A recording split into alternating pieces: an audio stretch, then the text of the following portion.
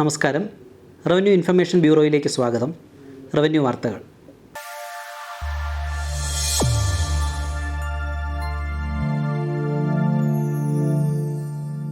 Digital resurvey 2 ലക്ഷം hectare എന്ന ലക്ഷ്യത്തിലേക്ക് അടുക്കുന്നു.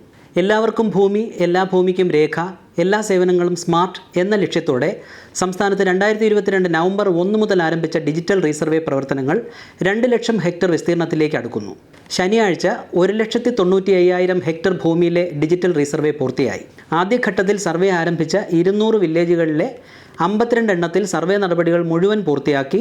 സർവേ അതിരടയാള നിയമത്തിലെ സെക്ഷൻ 9(2) പ്രകാരമുള്ള വിജ്ഞാപനം പ്രസിദ്ധീകരിച്ചു. ഒന്നാം ഘട്ട ഡിജിറ്റൽ സർവേയിൽപ്പെട്ട 148 വില്ലേജുകളിലും രണ്ടാം ഘട്ട സർവേയിൽ ഉൾപ്പെട്ട 6 വില്ലേജുകളിലും ഉൾപ്പെടെ 154 വില്ലേജുകളിൽ സർവേ പ്രവർത്തനങ്ങൾ പുരോഗമിക്കുകയാണ്. വോട്ടർ പട്ടികയിൽ ഡിസംബർ 19 വരെ പേര് ചേർക്കാം. വോട്ടർ പട്ടികയിൽ പേര് ചേർക്കുന്നതിന് ഡിസംബർ 19 വരെ അപേക്ഷ സമർപ്പിക്കാം.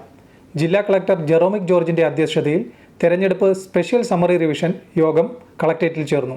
വോട്ടർ പട്ടികയിൽ പേര് ചേർക്കുന്നതിനായി സ്പെഷ്യൽ ക്യാമ്പയിൻ ശനി ഞായർ ദിവസങ്ങളിൽ ജില്ലയിലെ താലൂക്ക് വില്ലേജ് ഓഫീസുകളിൽ നടക്കും. 17 അതിനു മുകളിലോ വയസ്സ് പൂർത്തിയായ എല്ലാ പൗരന്മാർക്കും വോട്ടർ പട്ടികയിൽ പേര് ചേർക്കാൻ സാധിക്കുമെന്നതിനാൽ ഈ അവസരം പ്രയോജനപ്പെടുത്തണം. ലോക്സഭാ തെരഞ്ഞെടുപ്പിന് മുന്നോടിയായി നടത്തുന്ന സ്പെഷ്യൽ സമ്മറി റിവിഷൻ പ്രവർത്തനങ്ങൾ വിലയിരുത്തുന്നതിനും ഇക്കാര്യങ്ങൾ രാഷ്ട്രീയ പാർട്ടികളുമായി പങ്കുവയ്ക്കുന്നതിനുമാണ് യോഗം ചേർന്നത്.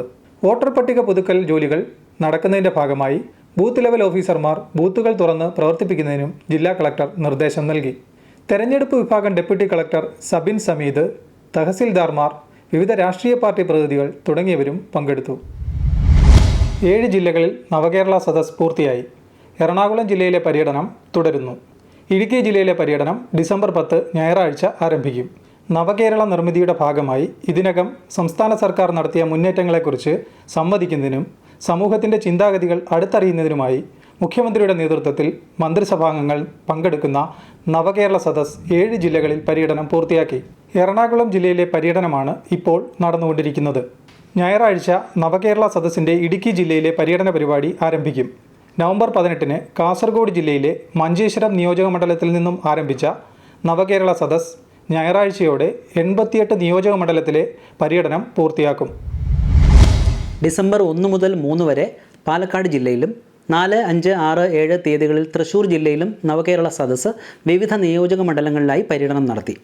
ഡിസംബർ 5 വെള്ളാനിക്കരയിലെ കേരള കാർഷിക സർവകലാശാല അങ്കണത്തിൽ നടന്ന നവകേരള സദസ്സിൻ്റെ ഭാഗമായി തൃശ്ശൂർ ജില്ലയിലെ ഒല്ലൂർ നിയമസഭാ മണ്ഡലത്തിൽ അർഹരായ 280 കുടുംബങ്ങൾക്ക് പട്ടയങ്ങൾ വിതരണം ചെയ്തു. വനഭൂമി പട്ടയങ്ങളാണ് മുഖ്യമന്ത്രി വിതരണം ചെയ്തത്. ഡിസംബർ 7 വ്യാഴാഴ്ച എറണാകുളം ജില്ലയിൽ ആരംഭിച്ച പര്യടനം ഞായറാഴ്ച സമാപിക്കും. ഞായറാഴ്ച വൈകിട്ട് ഇടുക്കി ജില്ലയിൽ പ്രവേശിക്കും. 10, 11, 12 തീയതികളിലായി ഇടുക്കി ജില്ലയിലെ 5 നിയോജക മണ്ഡലങ്ങളിൽ പര്യടനം പൂർത്തിയാകും. നവകേരള സദസ്സിന് വിവിധ ജില്ലകളിൽ ലഭിച്ച നിവേദനങ്ങളിൽ നടപടികൾ ആരംഭിച്ചു. നവംബർ 18 കാസർഗോഡ് ജില്ലയിൽ നിന്ന് ആരംഭിച്ച നവകേരള സദസ്സിൽ വിവിധ ജില്ലകളിൽ നിന്ന് ലഭിച്ച നിവേദനങ്ങളിൽ ഉദ്യോഗസ്ഥർ നടപടികൾ ആരംഭിച്ചു. നിവേദനങ്ങൾ നവകേരള സദസ് .kerala.gov.in എന്ന സൈറ്റിൽ അപ്ലോഡ് ചെയ്യുകയും കളക്ടറേറ്റുകളിൽ പരിശോധിച്ച് ബന്ധപ്പെട്ട വകുപ്പുകളിലേക്ക് കൈമാറ്റം ചെയ്യുന്ന പ്രവർത്തനമാണ് പുരോഗമിച്ചു വരുന്നത്. നിവേദനങ്ങൾ ലഭ്യമായ ദിവസം മുതൽ 30 ദിവസത്തിനകമാകും പൂർത്തീകരിക്കുക. അതേസമയം സർക്കാർ തലങ്ങളിൽ പരിശോധിക്കേണ്ടവ 45 ദിവസത്തിനകവും തീർപ്പാക്കുന്നതിനാണ് നടപടികൾ സ്വീകരിച്ചിട്ടുള്ളത്.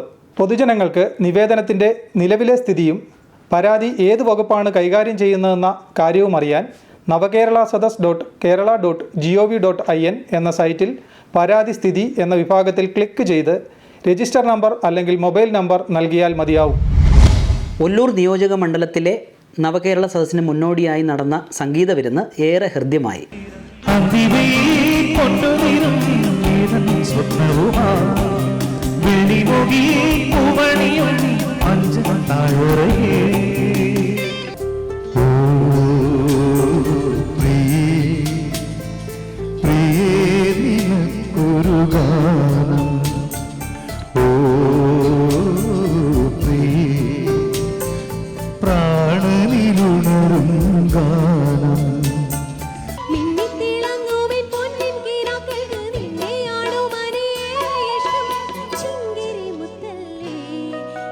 ചിത്തിര കുഞ്ഞല്ലേ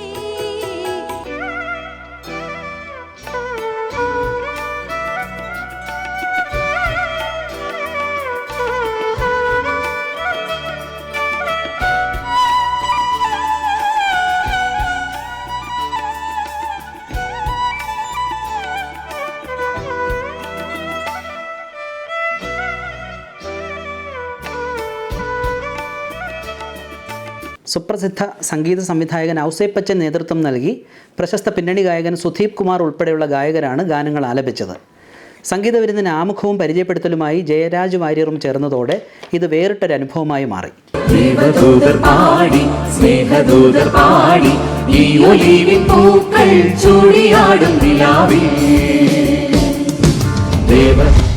സംസ്ഥാന റവന്യൂ വകുപ്പിൻ്റെ പരിശീലന കേന്ദ്രമായ Thiruvananthapuram institute of land and disaster മാനേജ്മെൻറ്റിൽ ഈ ആഴ്ചയിൽ 4 ബാച്ചുകളിലായി ജീവനക്കാർക്ക് പരിശീലന പരിപാടികൾ സംഘടിപ്പിച്ചു. ദുരന്ത നിവാരണത്തിൽ അടിസ്ഥാന വിവരങ്ങൾ, ലാൻഡ് അക്വിസിഷൻ, ജീവനക്കാർക്കുള്ള റിഫ്രഷർ ട്രെയിനിങ്, ഇൻഡക്ഷൻ ട്രെയിനിങ് എന്നിവയിൽ 100ഓളം ജീവനക്കാർക്കാണ് പരിശീലനം നൽകിയത്.